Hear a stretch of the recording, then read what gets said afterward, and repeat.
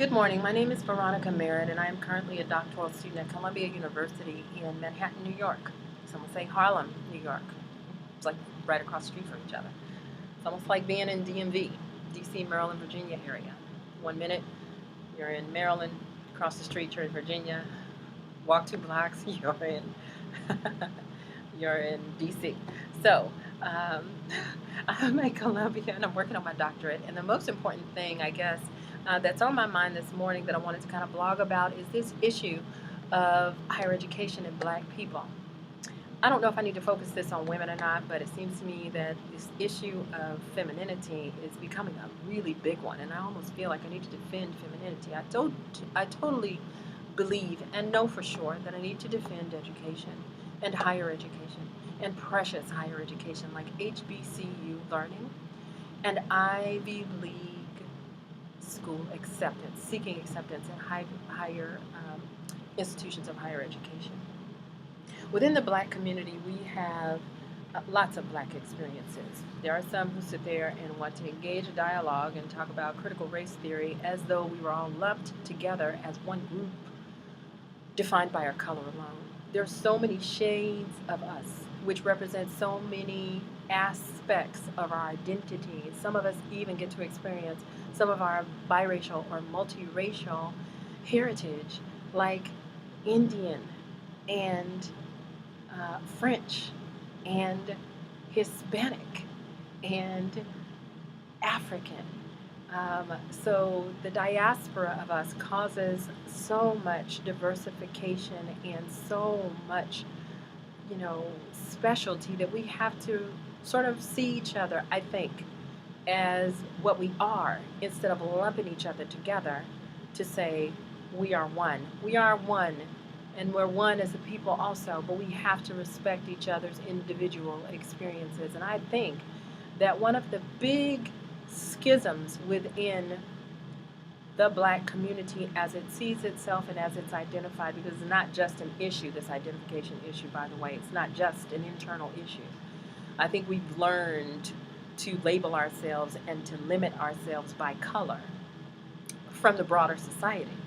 So it's really been, this majority dialogue that's caused us to call ourselves, minorities and Black community and Black culture. I resist kind of encapsulating thinking and dialogue because it compresses thought, and that's dangerous. We need to remain analytical, I think.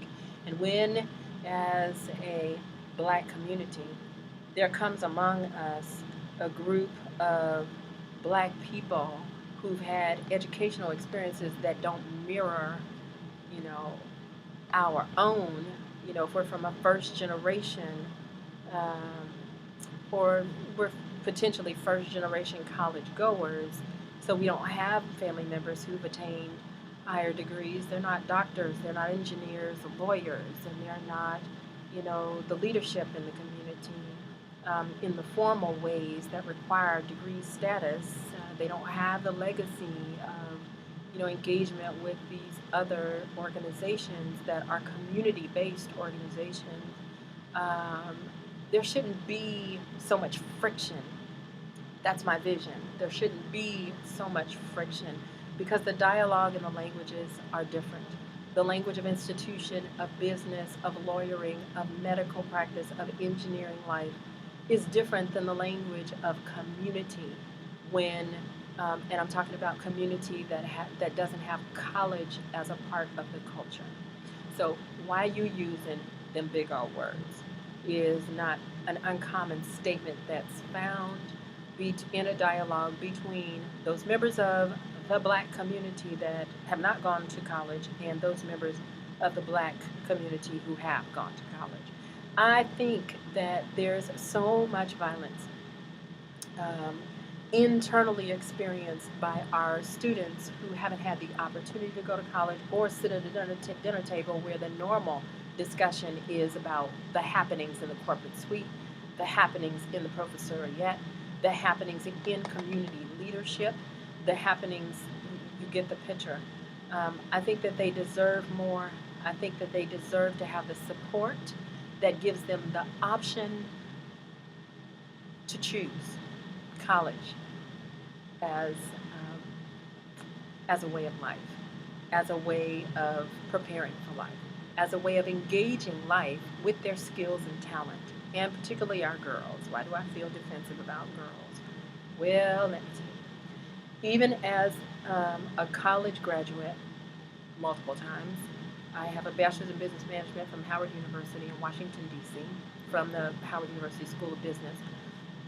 I have a master's degree from Harvard University Graduate School of Education in Education Policy and Teaching and Learning in Cambridge, Massachusetts.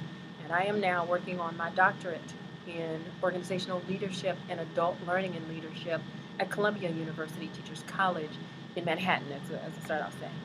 And so I'm multi-degree, but even among Black Intelligentsia, there's the, you know, what you talking about and why you trying to act, different and type of thing. So there's a dialogue that needs to happen within Black Intelligentsia that doesn't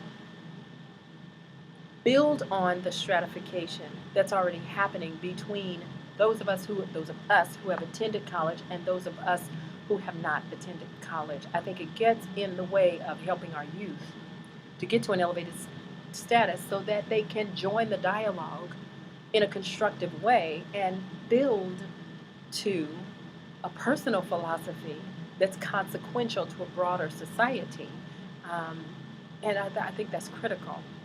I think it's really, really important to kind of be proactive about this issue, because as I see it, there's absolutely no way we would have had the opportunity to have a president and first lady in the persons of President Barack Obama and Michelle Obama, and their two daughters are going to go out and do wonderful things in society. It won't be labeled haves and have-nots. It won't be labeled us and them, and it won't be labeled black and white. It won't even be labeled Michelle and Barack. They'll do their own work in the world, and they come from a legacy that also came from a legacy. So building the status of our youth in society is critical.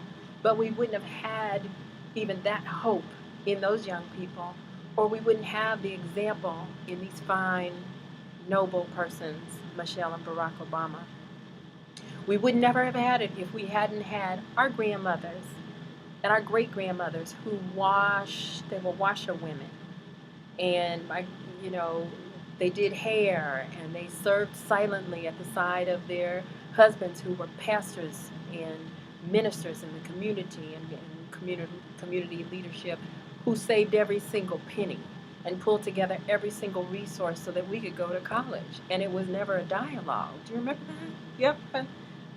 Remember that? I was raised in California, but my people are from the South. And we would summer in the South. But even among my friends in California and in the North who have never been to the South, there's this absence, or there's this memory, I should say. Some have an absence of the memory, but others have a distinct memory of what our ethic is, and how the old people would always say, you going to college, you going to work, or you going to college, or both, but you won't just sit around here not doing nothing.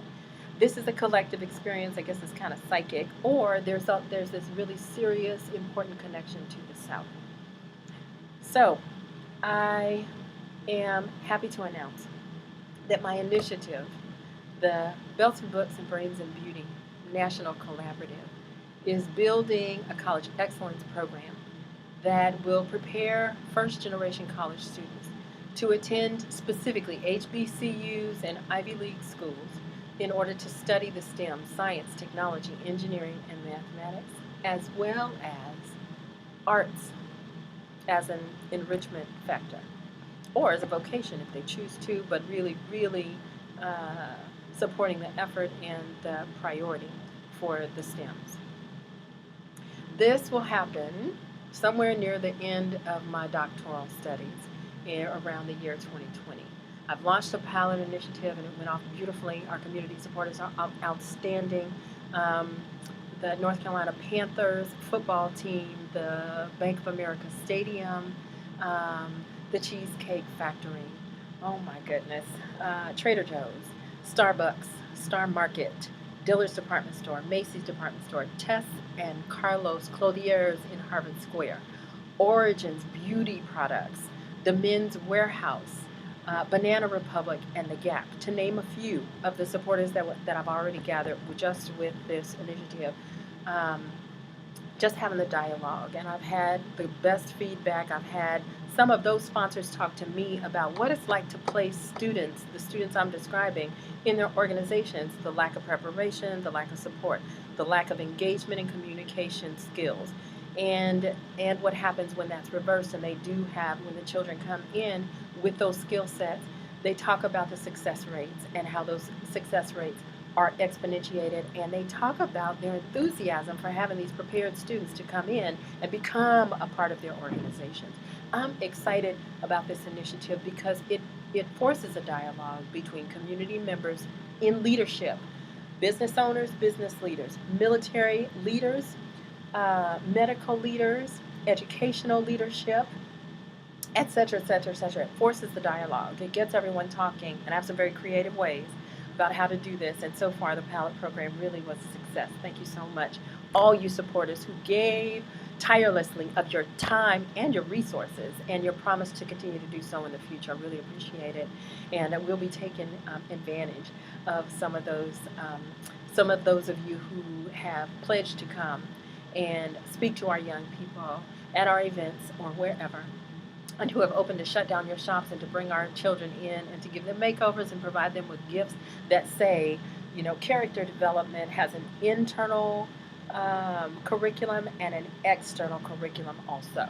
So you look your best all the time, and here's how: Men's Warehouse and Origins Beauty's products and Tess and Carlos and Dillard's Department Store, et cetera, et cetera, et cetera. Thank you so much for your support. We're going forward with this initiative, and um, there's a real emphasis on self-love and understanding young people that just because the people in your family didn't go to college doesn't mean that you can't embrace those people that you meet who have gone to college. And it also doesn't mean, especially, that you can't be one of those people who goes to college.